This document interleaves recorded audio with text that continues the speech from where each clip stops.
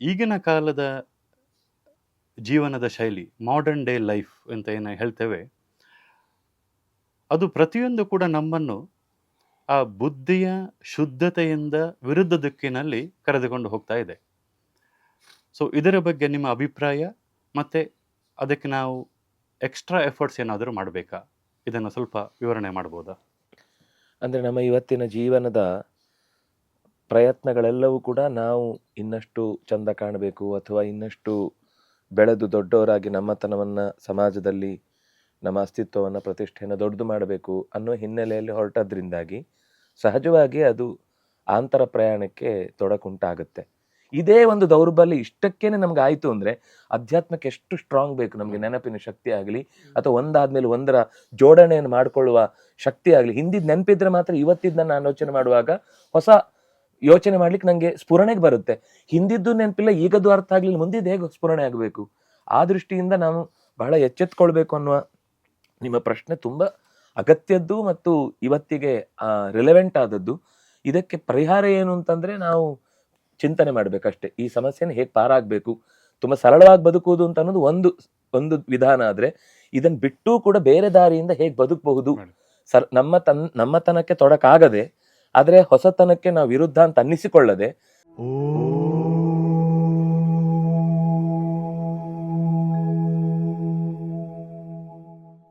ಪ್ರತೋಷ್ ಅವರೇ, ಕೃಷ್ಣರಾಜ್ ಅವರು ಹೇಳಿದರು, ಆ ಯಂತ್ರವನ್ನು ನಾವು ಈಗ ಉಪಯೋಗ ಮಾಡ್ತಾ ಇದ್ದೇವೆ, ಆದರೆ ಅದೇ ಯಂತ್ರದಿಂದ ನೀವು ಇನ್ವೆನ್ಷನ್ಸ್ ಅನ್ನು ಮಾಡ್ತಾ ಇದ್ದೀರಿ. AI ನಿಮ್ಮ ಫೀಲ್ಡ್, ನೀವು ಪಾಸಿಟಿವಿಟಿಗೆ ನೀವು ಉಪಯೋಗ ಮಾಡ್ತಾ ಇದ್ದೀರಿ. ಸೊ ಹೀಗೆ ಯಾವುದರಲ್ಲಿ ಉಪಯೋಗ ಮಾಡಬೇಕು, ಎಷ್ಟು ಕೇರ್ಫುಲ್ ತಗೊಳ್ಬೇಕು. ನಂತರ ಅದೇ ರೀತಿ ಸೈಕಾಲಜಿಯ ಬಗ್ಗೆ ಎಕ್ಸ್ಟೆನ್ಷನ್ ಮಾಡುವಾಗ ಷಡ್ವೈರಿಗಳು ಬಾರ್ಡರ್ಲೆಸ್ ಆಗಿ ಹೋಗಿವೆ. ಸೊ ಇದರ ಬಗ್ಗೆ ನಿಮ್ಮ ಅನಿಸಿಕೆಯನ್ನು ತಿಳಿಸ್ಬೋದಾ? ಇದು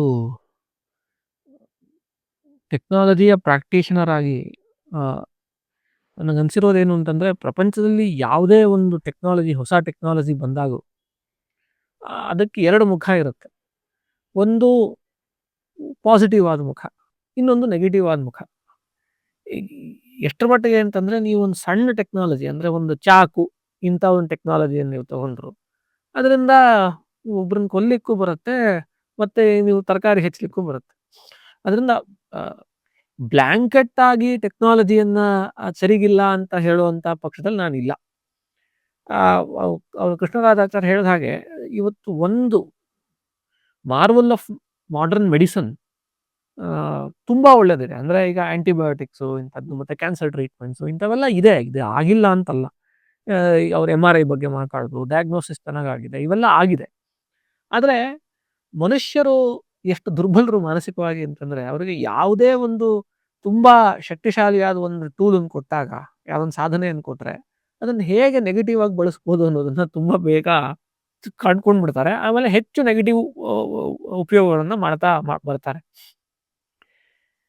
ಅದೇ ದಿಕ್ಕಲ್ಲಿ ಮುಂದುವರೆದು ಏನಾಗಿದೆ, ಈಗ ನೀವು ಹೇಳಿದ್ರಿ ಅಲ್ವಾ, ಅರಿಷಡ್ವರ್ಗಗಳಿಗೆ ಒಂದು ಲಿಮಿಟ್ ಇಲ್ಲಿರೋ ರೀತಿ ಆಗಿದೆ ಅಂತ. ಅದು ನಿಜ.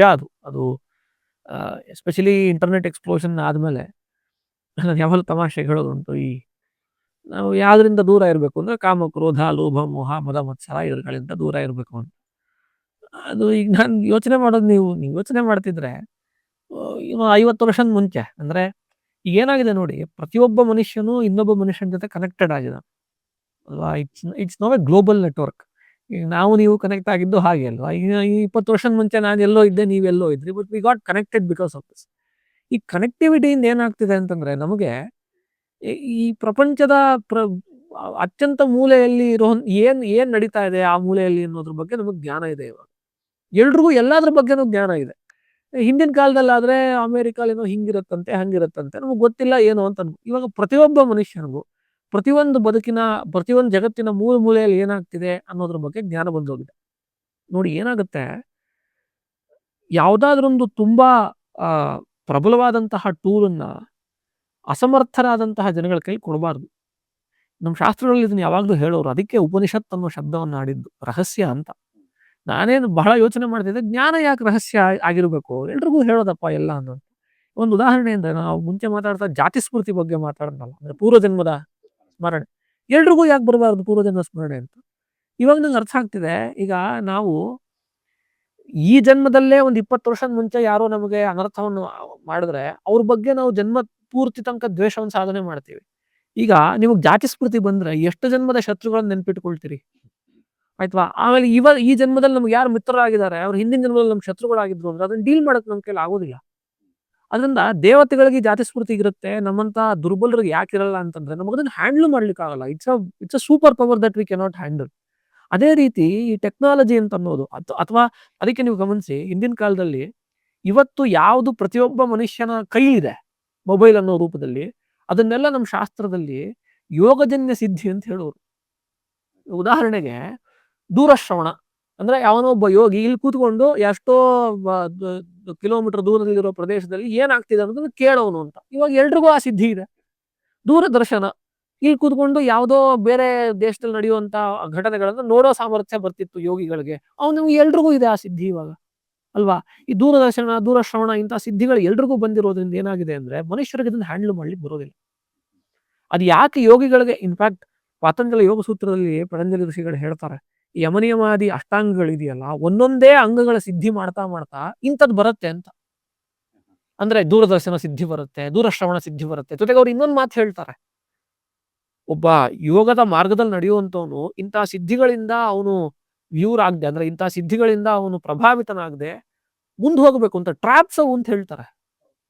ಯಾಕಂತಂದ್ರೆ ಇದನ್ನ ನಾವು ಬಳಸಕ್ ಪ್ರಾರಂಭ ಮಾಡ್ಬಿಟ್ರೆ ತಿರ್ಗಾ ಮಾಯಾವಶರಾಗ್ತೀವಿ. ಅದರಿಂದ ಹೊರಗೆ ಹೋಗೋದು ಉದ್ದೇಶ. ಆದ್ರಿಂದ ಇಂಥವು ಬೇಡ ಅಂದ್ರೂ ಬರ್ತವೆ ಅಂತ ಹೇಳ್ತಾರೆ. ನೀವು ಅದು ಒಂದೊಂದೇ ಯೋಗದ ಮೆಟ್ಟಲನ್ನ ಹತ್ತ ಬರುವಂತ ಸಿದ್ಧಿಗಳಿವು. ಇದನ್ನ ನಾವು ಎಲ್ರಿಗೂ ಕೊಟ್ಬಿಟ್ಟೆ, every Tom Dick and Harry everybody has this ಸಿದ್ಧಿ. ಈಗ ಇದರಿಂದ ಏನಾಗುತ್ತೆ ನೋಡಿ, ಕಾಮಕ್ರೋಧಗಳು ನಮಗೆ ಲಿಮಿಟ್ ಅಲ್ಲಿ ಇದ್ರೇನೆ ಹ್ಯಾಂಡಲ್ ಮಾಡ್ಲಿಕ್ಕೆ ಆಗಲ್ಲ. ಈ ಉದಾಹರಣೆಗೆ ನಮಗೆ ಮಾತ್ಸರ್ಯ ಅಂತ ಒಂದು ಮಾತ್ಸರ್ಯ ಅಂದ್ರೆ ಯಾರೋ ನಮ್ಕಿನ್ನ ಚೆನ್ನಾಗಿರೋರನ್ನ ನೋಡಿದ್ರೆ ಒಂದ್ ರೀತಿಯಾದ ಒಂದು ನೆಗೆಟಿವ್ ಎಮೋಷನ್, ಒಂದು ಹೊಟ್ಟೆ ಉರಿ, ಜಲಸಿ ಅಂತ ಕರೀತಾರಲ್ಲ ಅದು. ಈಗ 50 ವರ್ಷದ ಮುಂಚೆ ನಿಮ್ ಮಾತ್ಸರ್ಯಕ್ಕೆ ಒಂದು ಬೌಂಡ್ರಿ ಇತ್ತು. ಏನ್ ಬೌಂಡ್ರಿ? ನಿಮ್ ಕ್ಲಾಸಲ್ಲಿರೋ ನಿಮ್ ಫ್ರೆಂಡು ಅಥವಾ ನಿಮ್ ಪಕ್ಕದ ಮನೆಯವನು, ನಿಮ್ ಚಿಕ್ಕಪ್ಪನ ಮಗ, ನಿಮ್ ಸೋದರ ಮಾವನ ಮಗ, ಇಷ್ಟೇ. ಇವಾಗ ಮಾತ್ಸರ್ಯಕ್ಕೆ ಬೌಂಡ್ರಿನೇ ಇಲ್ಲ. Everybody has Facebook, everybody has access to every information, ಅಲ್ವಾ? ಈಗ ಏನಾಗುತ್ತೆ, ಯಾವನೋ ಒಬ್ಬ ನಿಮ್ ಕ್ಲಾಸಲ್ಲಿ ಇದ್ದಂತಹ ಸೀಮಿಂಗ್ಲಿ ನಿಮ್ಕಿನ್ನ ಸ್ಟುಪಿಡ್ ಆದಂತಹ ನಿಮ್ ಫ್ರೆಂಡು ಮೆಟೀರಿಯಲಿಸ್ಟಿಕಲಿ ನಿಮ್ಕಿನ್ನ ಚೆನ್ನಾಗಿದ್ದಾನೆ ಅಂತ ನಿಮಗೆ ಫೇಸ್ಬುಕ್ ಅಲ್ಲಿ ಗೊತ್ತಾಗುತ್ತೆ. ಮಾತ್ಸರ್ಯಕ್ಕೆ ಕಾರಣ ಆಯ್ತು. ಈ ಮಾತ್ಸರ್ಯಕ್ಕೆ ಕಾರಣನೇ ಇರ್ಲಿಲ್ಲ ಹಿಂದಿನ ಕಾಲದಲ್ಲಿ. ಇವಾಗ ಈ ಪ್ರಪಂಚದಲ್ಲಿರೋ ಎಲ್ಲಾ ಪುರುಷರು, ಎಲ್ಲಾ ಸ್ತ್ರೀಯರು ನಮ್ಮ ಪತಿಪತ್ನಿಯರಾಗಲಿ ಅನ್ನೋ ಒಬ್ಬ ಜ್ಞಾನ ಬರುತ್ತೆ ಎಲ್ರಿಗೂ. ಅದೊಂದು ಕಾಮದ expansion.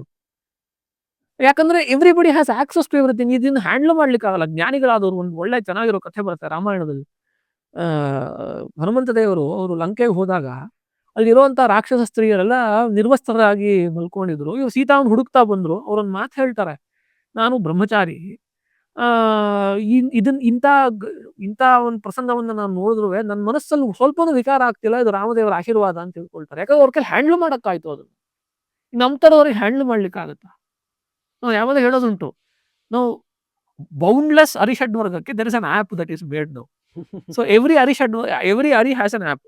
So Kama has Tinder, Krodha has Facebook, Mada has some Instagram, then Loba has Amazon. ಯಾಕಂದ್ರೆ ಈ ಪ್ರಪಂಚದಲ್ಲಿ ಇದು ಸಾಕು ಅನ್ನೋ ಬುದ್ಧಿನೇ ಬರೋಲ್ವಲ್ಲ. ನಿಮ್ ಪ್ರಪಂಚದಲ್ಲಿರೋ ಎಲ್ಲಾ ಪದಾರ್ಥಗಳು ಒಂದು ಕ್ಯಾಟ್ಲಾಗ್ ಅಲ್ಲಿ ಮಾಡಿ ಹಾಕ್ಬಿಟ್ಟಿದ್ದಾರೆ ಒಂದ್ ಕಡೆ. So you know what exist. ಅದನ್ನ ಹ್ಯಾಂಡಲ್ ಮಾಡ್ಲಿಕ್ಕೆ ಆಗಲ್ಲ ನಿಮಗೆ. ಸೊ ಈ ಷಡ್ವರ್ಗಗಳನ್ನ ಆಪಿಫಿಕೇಶನ್ ಮಾಡ್ಬಿಟ್ಟು ಕಂಪ್ಲೀಟ್ಲಿ ಒಂದೊಂದಕ್ಕೆ ಒಂದೊಂದು ಆಪ್ ಅನ್ನು ಮಾಡಿ ನಮ್ಮ ಮದವನ್ನು ಡಿಸ್ಪ್ಲೇ ಮಾಡ್ಲಿಕ್ಕೆ ಟ್ವಿಟರ್. ಸೊ ಎಲ್ರು ಮಾತಾಡಬಾರ್ದು. C not everybody should talk, ಅಲ್ವಾ? ಎಲ್ರಿಗೂ ನಮ್ಮ ಒಪಿನಿಯನ್ಸ್ ಅನ್ನು ಎಕ್ಸ್ಪ್ರೆಸ್ ಮಾಡುವಂತ ಪ್ಲಾಟ್ಫಾರ್ಮ್ಗಳು ಬಂದಿದೆ ಇವಾಗ. ಇದರಿಂದ ಏನಾಗಿದೆ, ಯಾವ ಮನುಷ್ಯನ ಪ್ರಿಮಿಟಿವ್ ಆದ ಈ ಅರಿಷಡ್ವರ್ಗಗಳಿತ್ತಲ್ಲ, ಇದು ಬೌಂಡ್ಲೆಸ್ ಆಗ್ಬಿಟ್ಟಿದೆ. ಅದರಿಂದ ಇದೇ ಈ ಮೊಬೈಲ್ ಅಡಿಕ್ಷನ್ಗೂ ಕಾರಣ. ಸುದರ್ಶನ್ ಅವ್ರು ಇನ್ನೂ ಚೆನ್ನಾಗಿ ಹೇಳ್ಬೋದು ಅದನ್ನ. ಇದು ಹಿಂಗೆ ಏನಾಗಿದೆ ಅಂದ್ರೆ ಅದು ಯಾವ್ದಕ್ಕೂ ಬೌಂಡ್ರಿನೇ ಇಲ್ಲ. There is no end to one's ಮದ, there is no end to one's ಕಾಮ. ಮಾತ್ಸರ್ಯಕ್ಕೆ ಯಾವುದು ಎಂಡೇ ಇಲ್ಲ. ಅದರಿಂದ ಅದನ್ನ ಇದು ಮ್ಯಾಗ್ನಿಫೈ ಮಾಡ್ಕೊಟ್ಬಿಟ್ಟಿದೆ. ದುರ್ಬಲರಾದ ಜನರಿಗೆ ಇದನ್ನ ಹ್ಯಾಂಡಲ್ ಮಾಡ್ಲಿಕ್ಕೆ ಆಗ್ತಿಲ್ಲ. ಇದು ತುಂಬಾ ವೆರಿ ಡೀಪ್ ಸೈಕಾಲಜಿಕಲ್ ಇಶ್ಯೂ ಇದು. ಈಗ ಸಣ್ಣ ಮಕ್ಕಳಿಗೆ ಇನ್ಫ್ಯಾಕ್ಟ್ ಅವ್ರಿಗೆ ಚೆನ್ನಾಗಿ ಗೊತ್ತಿರುತ್ತೆ, ಈ ನಿಮಗೆ ಎಷ್ಟು ಜನ ಗೊತ್ತೋ ಗೊತ್ತಿಲ್ಲೋ, ಯೂಟ್ಯೂಬಲ್ಲಿ do you know which is the channel that is most subscribe and most watch? ಒಂದು ಕಾರ್ಟೂನ್ ಚಾನಲ್, ಮಕ್ಕಳು ಕಾರ್ಟೂನ್ ಚಾನಲ್ ಕೋಕೋ ಮೆಲಲ್ ಅಂತ ಒಂದು ಚಾನಲ್ ಇದೆ. ಅದು ನನ್ನ ಮಗ ನೋಡ್ತಾನೆ, ಅದೇ ನನಗೆ ಗೊತ್ತು. ಹಾ, ಅದು ನಾನು ಯಾಕೆ ಅದ್ರ ಹೆಸರು ಹೇಳಿದೆ ಅಂತಂದ್ರೆ, ಅದ್ರಲ್ಲಿ ಬರೋಂಥ ಕಾರ್ಟೂನ್ಗಳನ್ನ design ಮಾಡುವಂಥವ್ರು ಕಾರ್ಟೂನಿಸ್ಟ್ಗಳಲ್ಲ, child psychologist.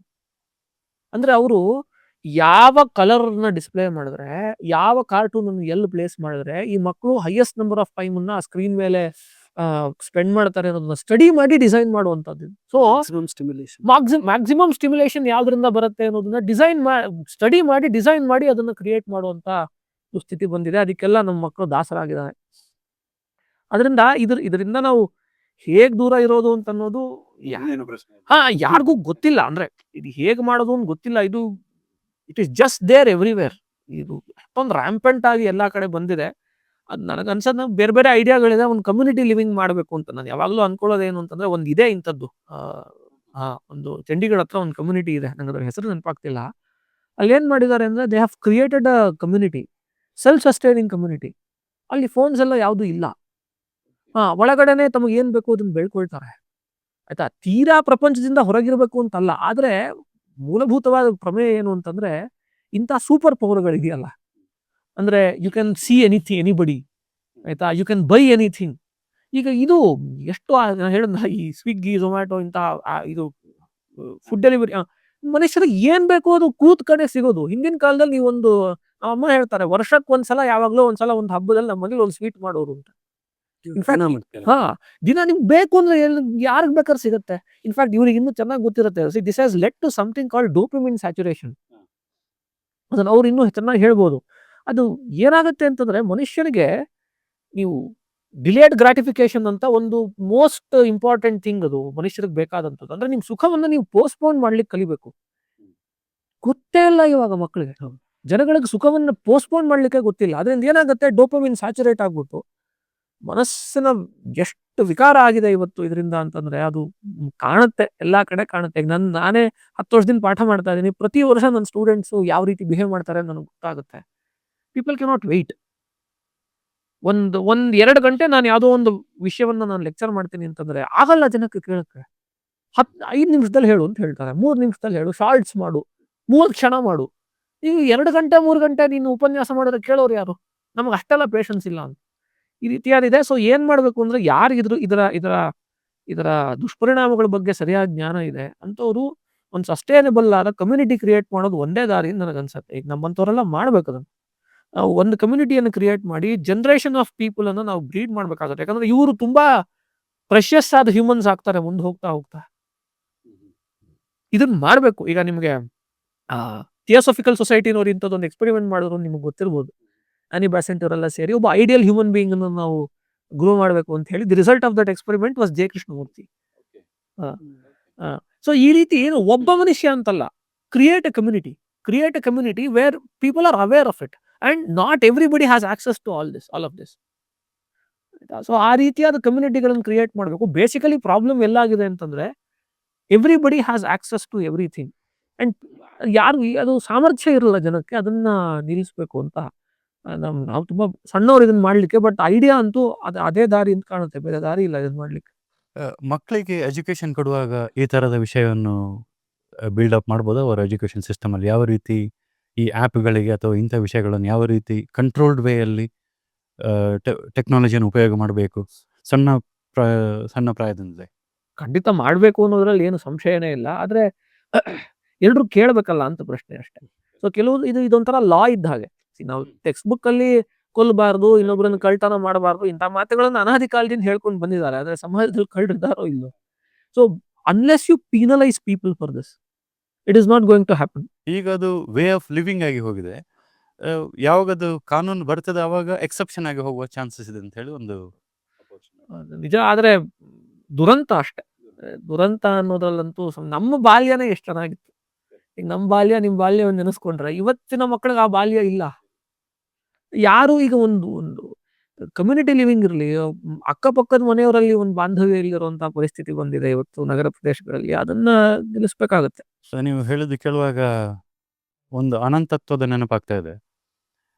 Normally at least ನಾವು ಸಣ್ಣದಿರುವಾಗ ನಮ್ಮ ಕೊರತೆಗಳು ಅಂತ ಹೇಳಿದರೆ ನಮ್ಮ ಊರಲ್ಲಿರುವ ಟಾಯ್ ಸ್ಟೋರ್ಸ್ ಅಲ್ಲಿ ಏನಿದೆ ನನ್ನ ಹತ್ರ ಇಲ್ಲ ಅಂತ ಮಾತ್ರ ಒಂದು ಇತ್ತು.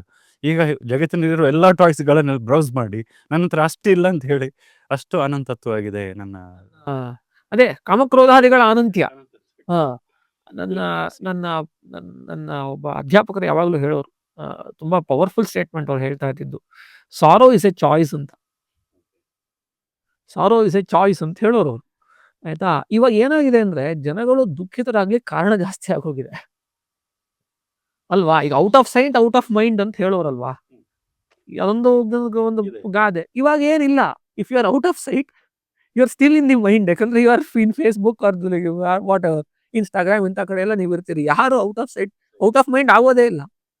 ನಮ್ಮ ಮನಸ್ಸಿನ ದೌರ್ಬಲ್ಯಗಳನ್ನು ಅರ್ಥ ಮಾಡ್ಕೊಳ್ದೆ ಇವತ್ತಿನ ಜನ ಇಂಥ ಆ್ಯಪ್ಗಳನ್ನೆಲ್ಲ ಮಾಡಿ ಎಲ್ರಿಗೂ ಆಕ್ಸೆಸ್ ಸಿಗೋ ಥರ ಮಾಡಿ ತುಂಬಾ ದುರಂತಕ್ಕೆ ಕಾರಣ ಆಗಿದೆ ಇವು.